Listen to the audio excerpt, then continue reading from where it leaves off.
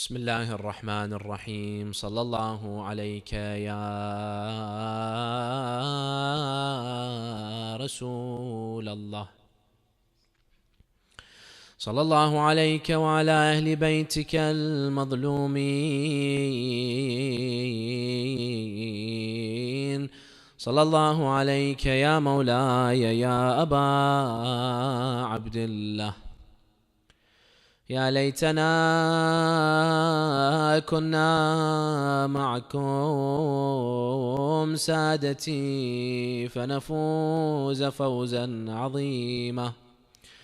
قال الله تعالى في كتابه الكريم: بسم الله الرحمن الرحيم: وجاءت سكرة الموت بالحق ذلك ما كنت منه تحيد. صدق الله العلي العظيم. Illuminate your majalis and enlighten your hearts with a loud salawat for Muhammad and Al Muhammad.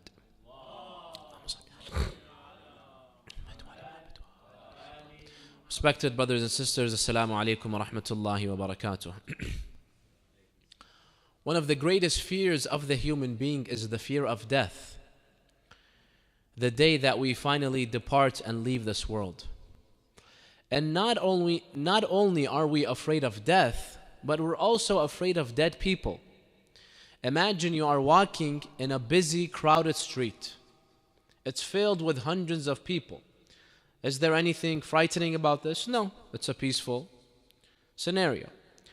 Now imagine that suddenly everyone drops dead, and all of a sudden you're walking beside dead corpses and dead human beings. Now all of a sudden this scene turns into a scene of a horror movie.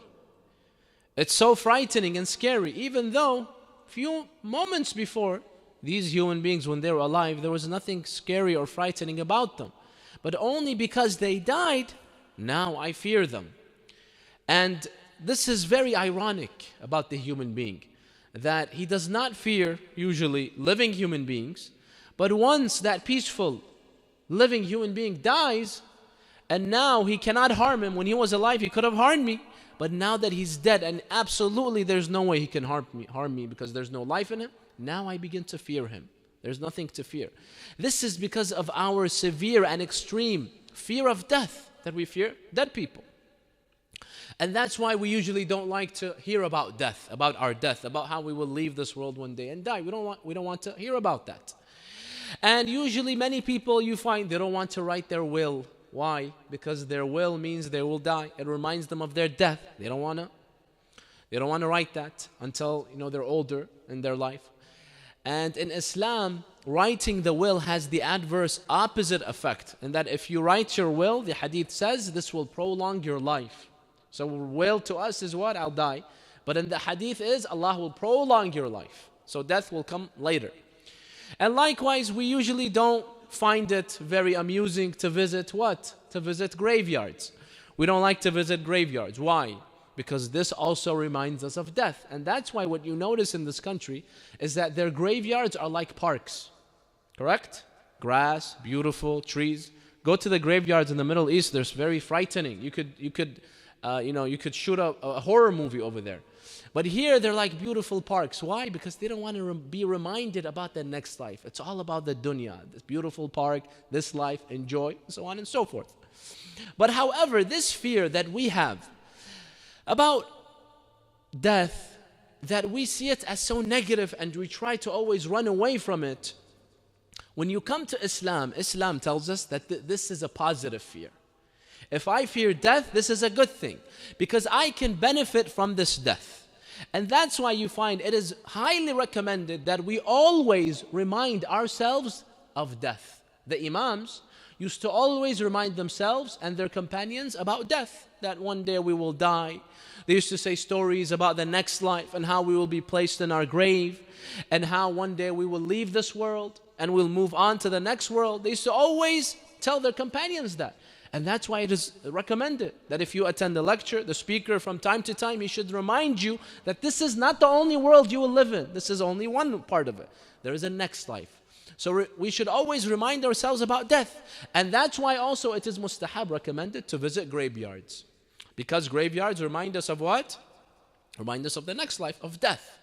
And occasionally you find we had certain great scholars in history that they would, on a weekly basis, from time to time, they would go, there would be a dug up grave, and they would go and just sit in it for a while.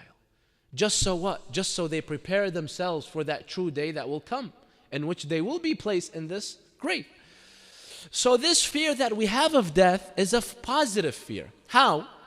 There are two ways in which we can benefit from this fear. We don't like this fear. We don't like to remember death. But remembering death is good. Why? Two reasons. The first way in which we benefit from this fear of death and remembering death helps us is that this fear helps us in building the next life. You see there, to clarify this, we have to pose some questions. Why is it that we go to school? Why do we go to university? Why do we go to colleges? For the minority, maybe they just love learning. But for the majority, to be honest, it's not because they love learning chemistry and biology and all of that. The reason why most of us get an education is because we have a certain fear. We fear if we don't get an education, we won't get a degree. So don't get a degree, so what? If you don't get a degree, you have another fear. If I don't get a degree, I won't get a good job. Correct? If you don't get a good job, you won't make a good living. If you don't make a good living, you won't be able to provide for yourself and your family. You'll live a life of poverty. So going back to square one, why do we go to school to begin with? Because I fear one day I'll be poor. I won't be able to provide for my family. So you see what this fear does to me?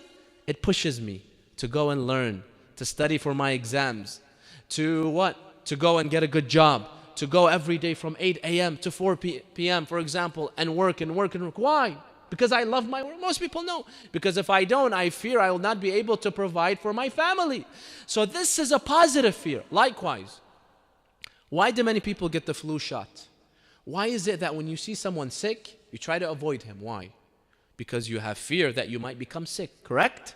This fear is what motivates you to what? To prevent certain harmful things from happening to you. This fear is positive. It's a good fear. It's not bad. Or else, without this fear, we would not live a normal life. Imagine if we had absolutely no fear. It would be like children. Put fire in front of children. What will they do? Does the child fear fire? No. He'll just put his hand on the fire and get burnt. If there's poison, if there's a snake in front of him, if there's a scorpion, he has no fear. Is this good? Do we call this child brave? No. It's part of being wise to have this fear. Without this fear, life would not continue. So we have to have this fear. This is positive fear. This is the fear that pushes us to take precautionary measures so we do not face certain harms. Apply the same thing to death and the next life. Allah brought us to this life. This life is a short, temporary life. Our role in this world, in this life that we live is to what? Is to enjoy it? No, we can enjoy it, but that's not our job. Our job is to build the next life. Allah brought you here so that you take your time and the resources that you have to build your next life. Because your next life, after you die, this is your true life. This one is so short, 60, 70 years. You think that's long in front of eternity? And even these 70 years are not guaranteed how many people die young. So this life is worthless. We use it to build that eternal life that never finishes. And that's why the Holy Quran tells us about someone when he dies. What does he say with regret? يَقُولُ يَا لَيْتَنِي قَدَّمْتُ لِحَيَاتِي. When we are placed in the grave, we say, I wish I would have done more for my life. Allah calls the next life life. This is not even life. It's too short to be called life. My true life will only begin after I die. So that's why I have to use this time to what? To build my next world. Unfortunately, what do we human beings usually do? We get carried away with the materialistic world and we end up building this world and we neglect the next life.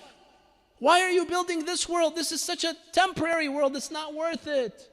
Build the next life, which never finishes. We forget about it. We neglect it. We don't build it. So this is where this fear of death comes. When I constantly remind myself of death, what does this do to me? It always keeps me on track. Don't get carried away with this dunya, this materialistic world. This is so short and temporary. It's all an illusion. It's a mirage. Focus on your true goal, building the next life. When I constantly remind myself of death, and I will die one day, and I'll be placed in my grave and move to a new life, this will push me to do what? Wait a minute, if I have a new life, I should build it. If I'm moving to a new city, I try to prepare when I go there, correct? So this will push me to do what? To build my next life. How do I build my next life? I do good deeds. Wait a minute, if this world will end one day and I'll go to a next life and my currency in that next life is my good deeds, let me do some good deeds. So do you see how the fear of death pushes me to do good deeds? And that's why you find the more you are prepared for the next life, the less the fear of death will be. You see certain people that they have done so many good deeds, their fear of death will be less than me, who I have done nothing for my next life. So the more you're prepared, just like an exam, if you're fully prepared for an exam, you're not anxious, you're not afraid. But if you've done absolutely no studying, no preparations, you're going to fear that day, you're going to be anxious. This is how we are with death. And that's why there's a beautiful story that's mentioned by one of the Imams. He mentions a beautiful anecdote. He says that there was a man one day on a ship. That ship was wrecked, it sank. Everyone died except him. He managed to stay hanging on a wooden plank until the waves, they washed him and moved him towards an island, the shore of an island. When he entered the island, he saw that there's absolutely nothing here, nobody here, except bones, skulls, dead bodies. That's all he could find. So when he saw that, he knew that this was his end. There's nothing here, who will save me here? But all of a sudden, a while after, he sees a ship coming. The ship comes close. He sees people. He tells them, please help me. They tell him, help you? Of course we will help you because you are our king. Wait a minute.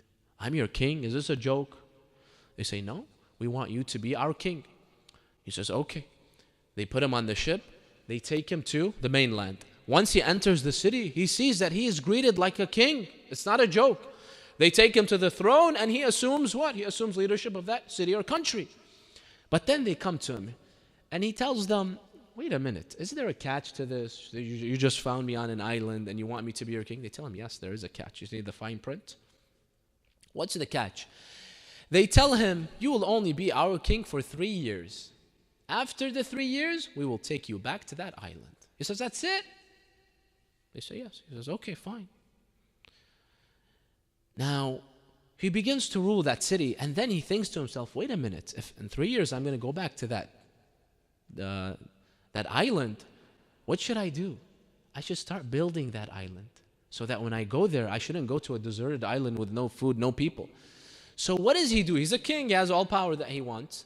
He begins to send secretly ships, people, construction. He begins to build palaces there, shops, homes. People move there. He begins to what? He begins to grow crops so that there's food. He builds a beautiful city on that deserted island. When the time finishes, 3 years is up, they come and tell him, now we have to take you back. He says, okay, I'm ready. They tell him, wait a minute, you're not sad? No, I'm not sad. They tell him, all the people before you, when it was time to go, they would cry and beg, please don't take me. Why aren't you doing that? He tells them, I'm different. I have prepared for my life on that island. They take him to that island and he lives a normal, beautiful life. The Imam says that this story, this is a parable. This is the parable of the Akhirah. That island is like your next life. And the city, the mainland, is like this life. Many people, when they are taken to the next life, it's like a deserted area. You've done nothing to build it. And how do you build your next life? You build it with good deeds. You built it with salah, with charity, helping other people, being kind with other people. You do it, you build it by worshipping Allah subhanahu wa ta'ala and having good akhlaq and morals in the society. If I have not offered any of that for my akhirah, of course I will fear going to that on that day. Subhanallah, we human beings, we always like to plan ahead. The only time we fail in planning ahead is for our next life. If I have a trip, a vacation, 1 week, let's say I'm going to Hawaii. What do? I said I read which are the good hotels. I book a hotel. I make sure nobody's going to go on a vacation without, booking a hotel. He might go there and all the hotels are booked. He'll have to sleep on the street.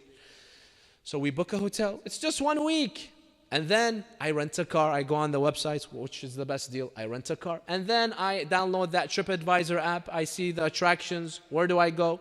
At 10 a.m., at 7 a.m., I'll have breakfast here. And then I will go to this place. And then I will swim. And then we plan out everything from A to Z. Correct? We know what clothes to take. We know what we have to take. So on and so forth. It's just 1 week. We plan everything. We know what the weather is. We know what to expect. But when it comes to the biggest travel, the biggest trip of our life, which is the trip from this world to the next world, we're clueless. We don't even take the time to see what's going to happen in the grave, the first day, the second day. What are the stages? Okay, what happens after that? Or do I just stay in my grave for 1,000,000 years? Will Allah try me? What will Allah ask me about in my grave? So many people don't even bother to educate themselves about that. Why? Do I believe that, khalas, I'm just going to die and disappear when I'm placed in the grave? Of course not. We believe in the hereafter and the next life. So why do I not educate myself about what's going to happen there?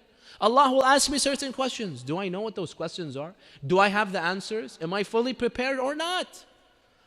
And that's why there was a man who had 3 friends. The first friend, he used to spend the most of his time with. He used to spend 8 to 10 hours a day with. This friend of his was his best buddy. And this man, he had a very big trial. And he needed all the support that he could get. So obviously, who does he go to? His best buddy, his best friend. He goes to his best friend. He tells him, I have a trial. It's a big trial next week. And I need you to help me. And he's expecting that he will help him because he's best friends. But unfortunately, that friend betrays him. He tells him, you know what? I'll give you a t-shirt. I'll give you a jacket. He says, are you serious? Jacket, t-shirt, clothes? What am I going to do with you? I want you to come and support me and help me and defend me. Be there for me.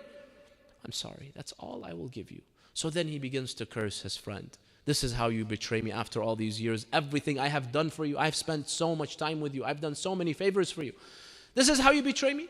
And then he goes to his second friend. His second friend, he spent some time with, but not too much. He spent a few hours a week with, maybe 10, 20 hours a week with. So he doesn't have too high expectations, but he does expect some from his second friend.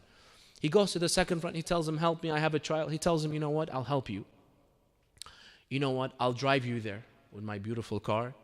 And I'll bring posters and banners. And I will, bring people to, make a procession for you. We'll cheer for your name. And I'll then escort you to the door of the court. But I will not place one finger in the court, sorry. Tell him, what? Are you serious? I don't need all that.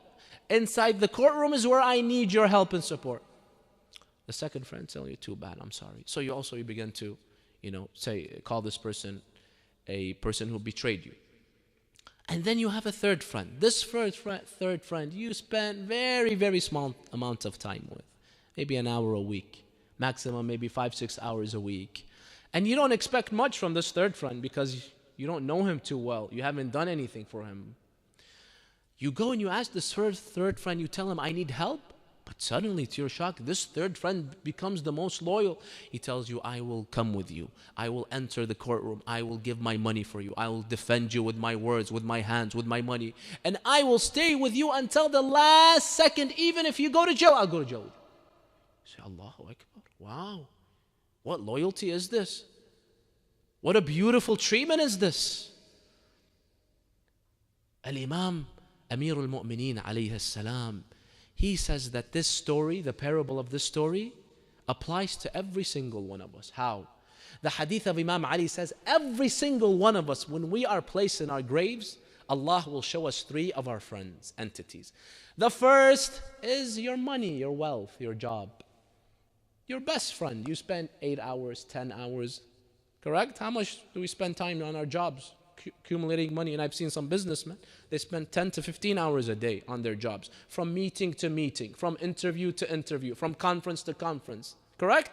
Our life revolves around our jobs. It's my best friend. So Imam Ali says, when you're placed in your grave, you tell your wealth, your money, I need you to help me. This is the most day that I am in need. And I spent so much time on you. You speak to your mansion, to your BMW and Mercedes and all the cars that we accumulate, and to the gold that we have, and to my perfumes, and to my makeup, and to my $1,000 Gucci handbag, and I speak to my $10,000 Rolex watch. I spent so much time and money on you. What will you give me today? Do you know what the answer is? Imam Ali says, your wealth will tell you, I will give you kafan, the shroud, the piece of cloth that they, put on you, they tie you up with when you die, which is probably not worth more than $10, $20, $30. You tell your money, are you serious? I have billions. Too bad. This is all you will take with you in the grave. And then the Imam says, you turn to your second friend. You're so desperate, you need help on that day. Your second friend is whom? Your family members. You spend some time with, but not as much as you spend with your job. And you tell your family members, will you help me? Your family members will tell you, after you die, you know what? We will wash you, we'll put on the kafan, the shroud, and then we'll put you in the coffin.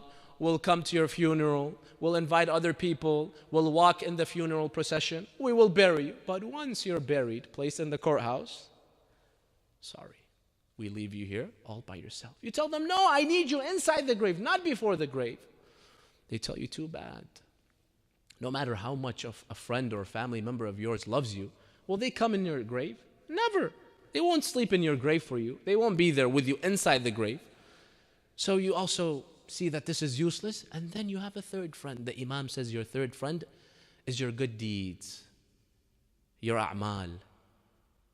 And this third friend, most of us, we spend an hour a week with, if we're lucky, 2 hours, 5 hours. We haven't spent too much time with our deeds. We neglect the good deeds. So we turn to our good deeds. We don't expect much because we haven't spent too much time on good deeds.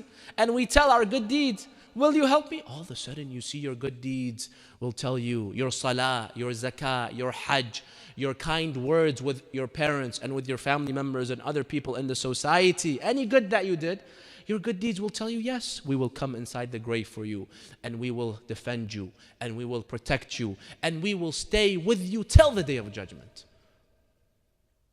But then I say, I wish I would have done more good deeds for this day. I wish I would have done more. What did we say? Allah says in the Holy Quran, يَقُولُ يَا لَيْتَنِي قَدَّمْتُ لِحَيَاتِي. I am so regretful. I wish I would have done more good deeds because now my deeds will help me. My money won't help me. My money will help me in this world. For the next world, it won't help me. Just the kafan. That's the only thing you will take, no matter how rich you are. No matter how rich you are, you will not take more than the kafan. There's a beautiful Arabic poem that says, انظر لمن ملك الدنيا بأجمعها هل راح منها بغير القطن والكفن. If you're Bill Gates, or if you're a peasant, a homeless peasant in India, after they die, they're equal. They just take their shroud and their coffin in it. That's all you can take. Trust me, you won't take your billions in that grave. Your inheritors, your sons won't let you. They want the money. You're dead, move on. They want your money. You can't bear your money with you. So that's why, my dear brothers and sisters, this fear of death that we have drives us to prepare for the next life. And that's why we shouldn't postpone. We've been given a limited, unknown amount of time. Don't waste it on this world. Spend it on the next life. Spend it building your next life. And you do that by doing good deeds. So this is number one. The first benefit of this fear is that what? It motivates us and drives us to build our next life, to do good deeds. The second benefit of the fear of death is that it serves as a deterrent from committing sins and oppressing other people. It makes sure that we're just, that we don't infringe on other people's rights. How? Look, in any country, here in this country, and every country in the world, there are laws, correct? And there's a law enforcement agency like the police and the FBI and the IRS and all those other agencies. Now, and usually the citizens of that country, they fear breaking the law, correct? Now, is this fear good or bad? Of course it's good. Because if it was not for the fear of breaking the law, most people would not follow the law. Most people aren't angels. Now, today I'm coming from, let's say, Dearborn. It's a 1-hour drive. The speed limit is 70. If there's no cops to, to make sure that I don't speed, what's going to prevent me from speeding? I personally would drive 100 miles an hour if there's no cops and it's and the The highway is empty, correct? So what makes sure that you drive safely? You wear the seatbelt. You don't pass the red light, correct? You don't pass the stop sign. Usually it's the fear that you have of the cops. It's not because you're a good, obedient citizen and you love obeying the law. Maybe 1% of the population are like that. 99%, they obey because there is what? Because there's fear. Because you don't want to get a ticket. Because you don't want to what? Be prosecuted. You don't want to be given a fine. You don't want to spend time in jail. That's what makes sure that I am a good, obedient citizen. What prevents me from paying my taxes? Because I love paying taxes? Trust me, no one loves paying taxes. Because you fear the law, breaking the law. Correct? The same thing applies to the next life. When we have fear of death, when I know that one day I will die and be placed in the grave and Allah will hold me accountable for every deed, do you know what that will do to me? I will think twice before I commit a sin. I will think twice before I oppress any other individual. You see, there are so many people, they get away with crimes in this world. Nobody knows about it. No one can prove it. But with Allah, you can never get away with any crime. You know Allah is watching you 24/7, no matter where you are. That's why the Holy Quran says, لا تأخذه سنة ولا نوم. Allah never sleeps. Never. He never takes a nap. He's always watching you. When I know God's watching me 24/7, what will I do? I'm going to behave, correct? I will not oppress other people. I will not, for example, steal other people's possessions. I will be kind and good with other people because He's watching me. A few days ago, they sent a video. There's a camera, those street cameras. I think it's in India or Pakistan or somewhere. And there's this motorist. He's trying to fix his motorcycle, and then a guy comes from behind him. He acts like he's just, wandering there, and then he snatches his wallet. After he snatches his wallet, he sees, oh my God, there's a camera. It caught me. So then he throws the wallet back, and then he starts going like this to the camera. Please don't, prosecute me. He starts to beg the camera, whoever is looking, don't hold me accountable. I gave the wallet back. If that camera was not there, you think he'd give the wallet back? Allah's camera is on 24/7. Do you know what this does to us? This fear of what? Of being caught? It makes us behave. Allah is watching me right now, tomorrow, every day. There's no way I can run away from Allah subhanahu wa ta'ala. So this fear of dying and being placed in that grave and being held accountable by Allah is a deterrent from you committing haram, committing oppression, committing transgression, oppressing other people and being unjust with other people. And that's why you find there is a hadith, a beautiful hadith that says when we die and we are placed in our graves, there is an angel that will come. And that angel will come and tell you to write every good and bad deed that you have done. You lived 80 years, you've done millions of bad deeds and some good deeds. So he tells you to write them. You tell him, write them with what? Where? He tells you your kafan will be your paper. Take a piece of your kafan. What do I write with? Your finger will be your pen. What's the ink? The ink will be your saliva. He tells you to write. You begin to write, you see it's writing. So you try to remember, and if you forget, he reminds you. And then the hadith says you only write your good deeds. I prayed, Salatul Layl, I went to Hajj, I gave a donation, I came to the majlis of Ashura. And then, okay, I'm done. He tells you, wait a minute. What about all the haram things you did? What about all the times you hurt other people's feelings? What about the times that you missed prayer, that you stole, that you looked at the opposite gender in the haram way? What about those? So the hadith says you just nod your head down. You don't write it. He tells you, why won't you write it? This is where we tell him, I am embarrassed to write those things in front of you. Sometimes we commit certain indecent acts in private. We don't want anyone to know. Allah knows He watched me. We don't care. So the angel is angered here. He tells you, you should be ashamed of yourself. You were not embarrassed of Allah when you did it. He saw you. You're not embarrassed of Him. Now you're embarrassed from me? Just a normal angel. He tells me, write it until I write every good deed and every bad deed. And then after I finish it, the hadith says the angel takes this kafan, which is only Allah knows how long, and then he turns it miraculously into a ring. And then he puts the ring on my neck. And then he reads the verse where Allah says, وَكُلَّ إِنسَانٍ أَلْزَمْنَاهُ طَائِرَهُ فِي عُنُقِهِ وَنُخْرِجُ لَهُ يَوْمَ الْقِيَامَةِ كِتَابًا يَلْقَاهُ مَنْشُورًا اقرأ كتابك كفى بنفسك اليوم عليك حسيبا. Allah says in the Holy Quran, every human being, we will place his deeds on his neck. This hadith says how Allah will place it on my neck like a ring. And the hadith says when the ring is placed on my neck, I will feel like the mountains have been placed on my neck. How heavy my deeds are, especially the bad deeds. And then Allah on the Day of Judgment, He will present it as a book. And it will mention every small deed and good deed. Allah mentions after that, He says, فَتَرَى الْمُجْرِمِينَ مُشْفِقِينَ مِمَّا فِيهِ. When Allah says, read this book, they're afraid. Oh my God, this has all my evil acts, all my sins, all of them. فترى المجرمين مشفقين مما فيه ويقولون يا ويلتنا ما لهذا الكتاب لا يغادر صغيرة ولا كبيرة إلا أحصاها. They say, oh my God, they begin to flip the pages. Every single deed, every single sin, every time they did anything bad or good, it's written in this book. They forgot it, but Allah does not forget. It's mentioned in that book. So they say, oh my God, I'm doomed. It's all there. I thought I got away with it. When I hurt someone's feelings, when I stole something, when I was by myself and I did some wrong act, I did not get away with it. It's all written in this book. And then Allah says, وَوَجَدُوا مَا عَمِلُوا حَاضِرًا. All their actions are there. وَلَا يَظْلِمُ رَبُّكَ أَحَدًا. Allah does not oppress you. He'll show you your bad deeds and then hold you accountable.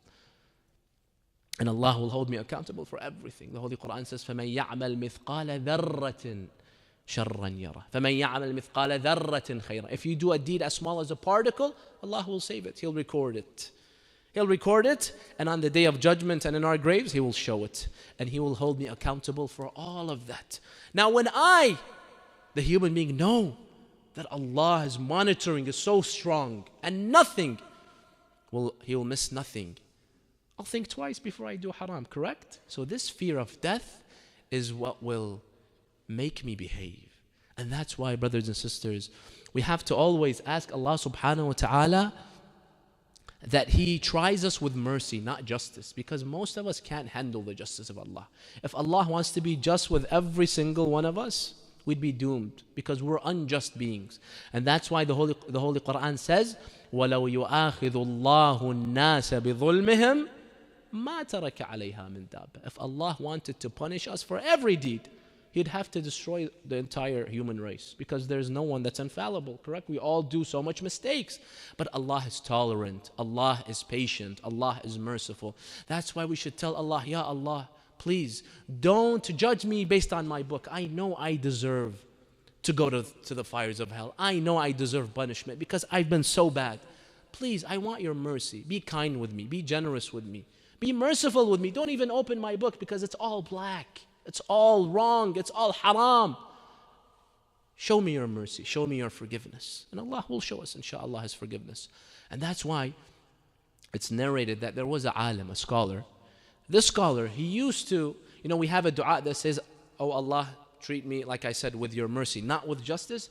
This scholar was kind of arrogant. He used to say, Allah, I don't need Allah's mercy. If Allah is just, I'm fine, because I'm a just being. And if Allah won't oppress me, then I don't need His mercy. And then one night while he's writing one of his books, there's a candle lit, and he sees a mosquito.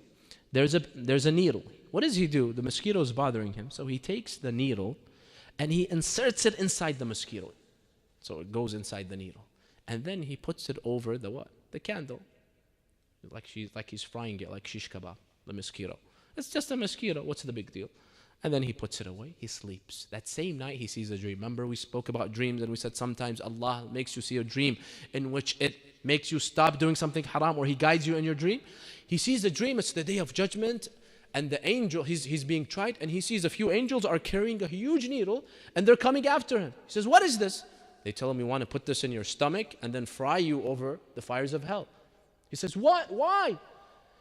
They tell him, because on that night, remember what you did to the mosquito? Allah is just. Whatever you do to someone has to be done back to you. This is complete 100% justice, even with animals. Didn't you say when you were in the dunya that I don't need Allah's mercy, I want Allah's justice? This is Allah's justice. Can you handle Allah's justice? Even if you hurt an ant, Allah will punish you. But we cannot bear and handle the mercy of the justice of Allah. That's why we should say, Allah, treat us with mercy. So this alim, he woke up, he was so afraid. From that day on, he began to say to Allah, oh Allah, I need your mercy. I was wrong. We all are in need of the mercy of Allah subhanahu wa ta'ala. From tonight, brothers and sisters, we have to take this fear and we have to benefit from it so that we build our akhirah, that we stay away from haram, because Allah is monitoring us 24/7. And this Ashura, let us make this Ashura an occasion where we seek nearness to Allah, where we make a difference, where I turn back to Allah. Ya Allah, for all my life, I was doing so much haram. I want to come back to you and I want to ask you to forgive me. And now, brothers and sisters, I want to take you to Al-Kufa, the city of Al-Kufa. Al-Imam Al-Hussein alayhi salam, he got 18,000 letters from the people of Al-Kufa telling him, come and we will revolt with you against Yazid. So before he went, he sent his ambassador and cousin, Muslim ibn Aqil, as an ambassador to the people of Al-Kufa. Muslim ibn Aqil arrives, he sees 18,000 companions, 18,000 men that want to support Abu Abdullah. So he mobilizes them and prepares them. But unfortunately, these people's faith and loyalty was an illusion. What does Ibn Ziyad do, the governor of Al-Kufa? He begins to buy them one after the other. You want to roll against Imam Hussein? Why? Here's 1,000 golden dirhams. Oh, okay, you know what? I don't need to fight with Imam Hussein. He buys many of them. He scares the other ones. If you fight with Imam Hussein, you'll be killed. Until eventually 18,000 goes down to how much? To zero. 18,000 in a few days goes down to zero. They all abandoned Muslim ibn Aqil. One day he was praying, thousands behind him. He finished his prayer, the hadith says, he sees nobody behind him.